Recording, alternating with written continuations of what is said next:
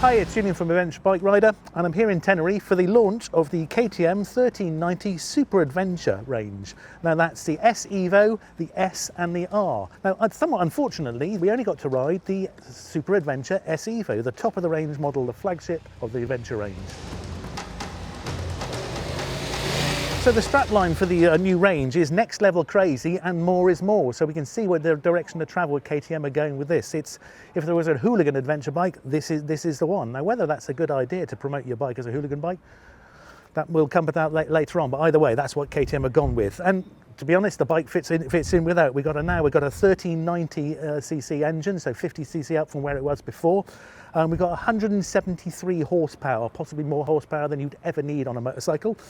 145 newton meters of torque. Main talking point is the automatic manual transmission, which means there is no clutch lever. It's a centrifugal clutch on the end of there. It's just basically twist and go. You've still got a paddle shift, but in terms of the lever, don't look looking for it, it's not there. We've got an 8-inch TFT screen organised in a portrait fashion, which is probably the biggest they've ever done there, and certainly one of the largest on the market. We've got semi-active electronic suspension from WP, which means we've got separate fork function, springs on one side and damping in the other. And perhaps very pointedly that KTM have pointed out, this bike has been made and developed in Austria. So this is the genuine KTM. Now how long that will last, who knows? But for the moment, this one has been made and developed in Austria. Looking at the bike, it is classic KTM adventure bike. It's got those angular looks that have been developed by Kiska over the years, and certainly it's a look that's carried through the range. Well, the front end has got that classic look to the headlight, but slightly more developed. New LED light and projector bulbs in the middle. It's a bigger and taller screen on the front there, so good protection over there. New aerodynamics. We've got the lower tanks down there, like the 890 and the 790 before it, to give low down balance to it. So it's an updated look of a look that's been developed over a number of years with the KTM Adventure series.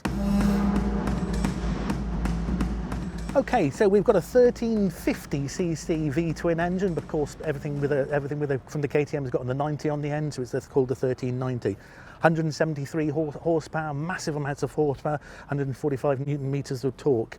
So there's a capacity hike really to get around the emissions. All the bikes in this area of the market have gone up a little bit to get around the Euro 5 regulations, so they didn't necessarily need to get bigger. They've just gone a little bit bigger to get the same output and still have the cats within there. To get the capacity height, we've got bigger pistons. Feeding those bigger pistons, we've got bigger throttle bodies on the side there. The service interval on the bike extends to a massive 60,000 kilometers before you need a valve service on that. So that is absolutely huge. We've also got shift cam technology. At 6,500 revs, it shifts from the lower emission, low power mode. Once you get to 6,500 revs, it moves across and you've got massive more power. Increased valve lift, increased valve duration. And also the main takeaway is the AMT system, the automatic manual transmission. So basically that translates to mean there is no clutch lever here anymore. That's consigned to the parts bin, or maybe consigned to the S or the R versions of this bike, because they don't get the AMT technology. But if you buy Super Evo, there is no clutch lever. There's a centrifugal clutch, which means as the engine spins up, the weights on the outside move to the side and engage the gear. The technology within this is really quite fantastic. It does take a bit to getting used to. Out on the roads today in Tenerife, it's a little bit odd, and certainly in the twisties, it's odd having the gearbox deciding which gear you should be in. But of course, the fact you can override it, and if you don't like it, if you fancy using the manual technology, switch over to manual, and you can go up and down the box as you would with a normal box. It's a quick shifter every time. You just don't need to bother with the clutch. So it's new technology. It takes a while to get used to, but once you get the hang of it, it's actually really rather good. And KTM have come up with a blinder on this one, because they've gone in with a great system to start off with. They've not gone half-cocked with this. This is really quite clever technology. I mean, it's come into an awful lot of bikes. We just tested the BMW RT, which has a similar system, and I think we'll see automatic clutches appearing on a lot of the Premier League adventure bikes across the board. Okay, so KTM has promoted this as more, and predictably, this is a really agile and precise handling bike. I mean, it can't be that agile compared to a sports bike, just because of the geometry on the thing and the fact it's 227 kilos. But really, it doesn't feel like that. It is super precise. It's running a 19-inch front tyre and a 17-inch back, so that kind of helps on it. But it's got sporty but precise handling is how I would decide. I would describe it to start off with, and then you can tweak it all the time. All the suspension can be adjusted. The actual damping, you've got the user modes within the riding modes, and that really helps in the fact that you can adjust it. If you get the Pro mode, you can even adjust it a little as if it's got clickers, so it comes up on the screen, and then you can adjust it by microns realistically. And because it's semi-active suspension all the time, it's making adjustments. It's a chrome moly lattice frame, so you can see just little bits of it, but this bike has had this frame all the way along, and it works really well with the V-twin engine. The frame has been stiffened by an astounding 70%. Now, whether you can feel 70% more stiffness, but certainly you can feel the precision. The lateral stiffness has been increased as well. That's 23%. So I don't know how they've managed to do one so much as the other. Either way, it translates to being a really precise bike. And when you're moving it from side to side on the bike, it is just so good at holding its line. Is this too much for touring? Well, I don't think it's too much for touring realistically. It might be able to handle those really fast speeds, and if you put it in sport mode, man, does it just absolutely just disappear into the distance. It's really quite frightening when you set off. If you nail the throttle, it dips down, and suddenly, if you're in sport mode, it will just absolutely take off. But if you want to ride like a normal touring bike, it'll do that as well. So in a way, I wonder whether perhaps there's a certain amount of overselling it to be an aggressive bike, because it doesn't need to be. It's as aggressive for you as you want it to be. It's as crazy as you want it to be. But if you want to buy it as a touring bike, you can buy the panniers, you can buy the top box on the bike, and this bike will be a superb tourer. And with that auto clutch, it's a game changer in terms of riding long distance if you don't have to move your left hand off the bars. And I've already talked about the forks, separate fork function between the two, the springs in the left-hand side and damping in the other, endlessly adjustable. So that means the really precise handling, and you can fine-tune it to exactly how you want it. If you're a guy that likes to fiddle around with stuff and knows what you're doing, you can go right into the minutiae of the detail and get it exactly dialed. The forks have technology that has come across from MotoGP team, and if you follow MotoGP, you'll know just how successful the KTM have been. So any technology that's come down trickles down to this bike in a way that the technology in this bike will trickle down to the smaller bikes in the range. If you do get the additional rally packs, then you have more adjustments within there, and you'll have different user or custom modes you can adjust in that. So infinite adjustability that bikes with semi-active or active suspension tend to have. KTM is no different. If you like to fiddle, this is the bike for you. So we've done about 150k today all around Tenerife. It's a regular sort of winter haunt for bike launches, because it's fantastic roads, really good surfaces, and as I said, the terrain is superb. You go all the way up to the mountain, through the twisties, through cool woodland, and all the way down. And you know, whether we've been on this twisties or on the motorway sections we've been on, the bike's been really comfortable. The seat has got 20mm of adjustment. Now, I was asked whether I want it on the lower or higher setting. I had it on the lower setting, and when I sat on the bike, I could flat foot it at 5'11" either side. But if it started going up a little bit, I would have been stuffed. So if you're shorter than 5'11", then it might be you need to drop the preload. But again, because it's adjustable, you can just put it on low preload, and the bike will suggest it. There's no fiddling around with turning dials. You can actually do that. So in terms of the height, that works really good. The bars on the bike have been made a little bit wider, so 30mm wider for a little bit more purchase when you're turning, make turning easier. They're rubber mounted to take out a certain amount of the vibration within the bike, but it is a big V-twin. So yeah, if you wanted a bike without vibration, you probably shouldn't have bought this bike. An inline 4 might be a little bit better. And they've also changed the geometry of the foot pegs, so they're 10mm wider, 8mm further forward, just to improve that geometry between bars, seat and pegs. There's also a little bit more room for your heels behind, so they move passenger foot pegs back a little bit, and that means you get a little bit more rooms for your heels. The tank is narrow at the start, and it gets wide, but actually that's really quite gentle on there. So if you do stand up, if you do the off-road, that's good. It's also got the stability of the lower tanks in order to make it more stable. You know, they've introduced it onto the 790, and it was quite controversial, but now it's been accepted, part of the way that KTM build their bikes, and the 1390 has got those low tanks and benefits from that.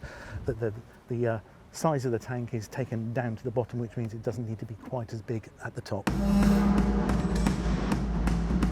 Well, particularly for a bike that's got 175 brake horsepower at the twist of the throttle, it needs to have good brakes, and KTM certainly have scrimped on there. We've got radial Brembos at the front, biting onto 320mm twin disc, radial calipers and radial levers as well. So really loads of control on that. Whether you're just losing them gently going into turns, or something comes up in front of you, you'll be able to dive on them and it will bring it to a halt. At the back, I think a 267 diameter, smaller disc on the back with a twin part caliper, but certainly no complaints with the brakes. You've got the ABS, you've got the cornering ABS, so the Bosch IMU system is keeping an eye on what the bike's doing all the time and monitoring the brakes to make sure that you don't get yourself into difficulty. Again, all bikes in this class have this technology, and I've got no complaints as the brakes on this bike. Very strong and very controllable all day. Progressive when you want them to be, strong when you want them to be. As you can probably see just to my left here, the screen on the new bike is an 8-inch TFT. It's loads of tech gone in and that, and they've actually flipped it around portrait style, a bit like was on the original Tenerife, and that kind of makes sense, keeping it together in the middle, and the information is. It just seems to make sense like that. It's full touchscreen, so it means although you can do all the controls from the toggles at the side, but also with a glove with a touchscreen dash on that, you can move between it. So you can select your options, you can flick up and down. There's a really clever split screen option, so you can have some information at the bottom and decide how much of the screen is taken up by say the navigation, how much is taken by the tacho at the top. So it's a good way. You can decide just how much information is there. Talking of the navigation, there's inbuilt navigation within this one. You don't have to pair your phone's navigation because KTM have teamed up with Mapbook to introduce the system, and it doesn't require any connectivity. So realistically, you just load up the region you're going to ride in. It's got 32 gig of memory within there, and then you can just move around between the screen. It's really easy to use. You set up, you set your destination, you can set your waypoints. Again, all this with your glove on. In terms of the other tech you can control within there, but as I mentioned, there's all kinds of parameters you can adjust within the riding modes. Riding modes are adjusted on the right hand side there with a separate switch in there, and we've got off-road, we've got street, we've got rain, we've got sport, and then if we've bought into the package, we've got rally mode as well. All those have presets for power and suspension, but also you can adjust all those things. Things you can adjust: the ABS, the cornering ABS, the way the automatic clutch is actually controlled, so as to how it changes in relation to the power modes. You can adjust the damping, and it's all adjustable. And once you've adjusted, the bike will remember it. So next time you ride the bike, you won't have to set it all up again.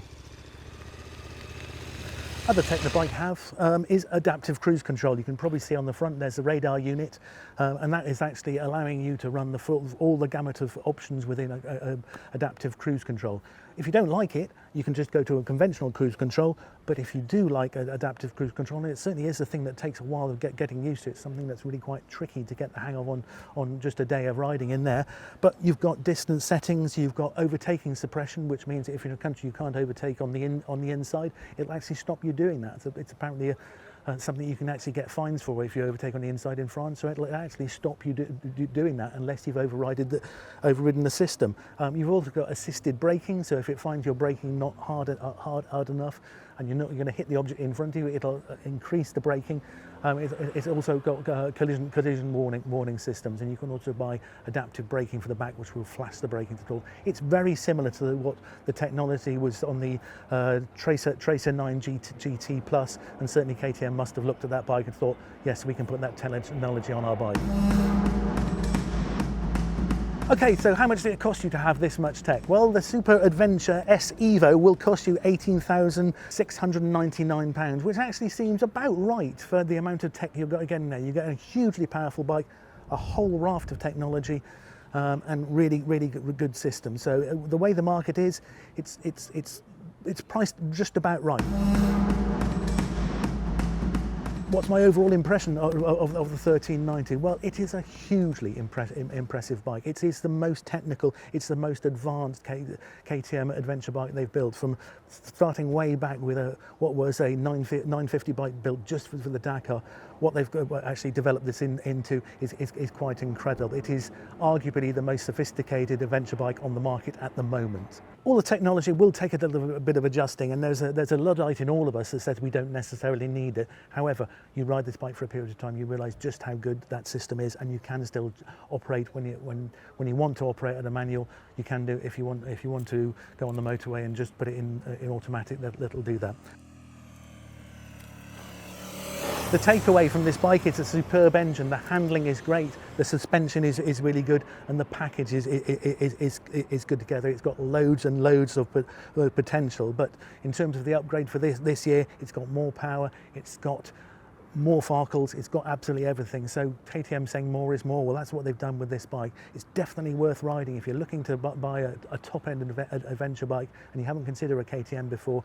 The amount of tech on this bike and just how good a bike is should make you at least try it, and you never know, orange might be the new black.